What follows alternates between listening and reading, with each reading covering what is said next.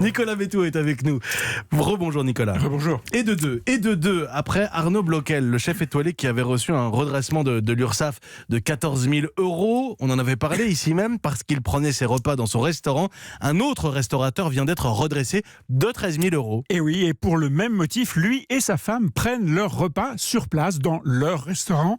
C'est donc considéré comme un avantage en nature. C'est tellement aberrant que ça vous étouffe.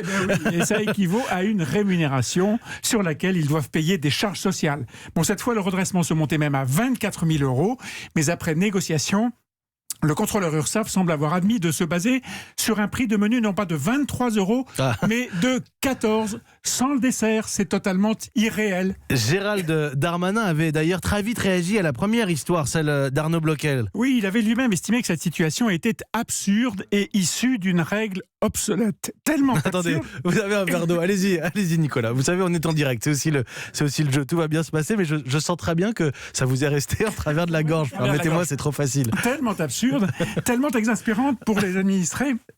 Non, mais... Allez-y. Moi, je suis absolument désolé. Il n'y a aucun problème. Tellement dangereuse pour les petites entreprises qui se trouvent confrontées à ce genre de redressement que le ministre de l'Action et des Comptes publics a pris un décret modifiant donc tout ce dispositif. Et on trouve le détail de ces nouvelles règles dans le journal L'Opinion. Et voilà. Et l'idée, c'est non seulement de corriger les absurdités de ce genre, mais plus généralement de changer l'état d'esprit des contrôleurs de l'URSSAF. C'est l'application du fameux droit à l'erreur qui avait été promis par Emmanuel Macron pendant la campagne présidentielle, qui avait été voté il y a 18 mois et appliqué en priorité au fisc. Dans la loi, on évoque l'installation de relations de confiance entre les Français et leur administration.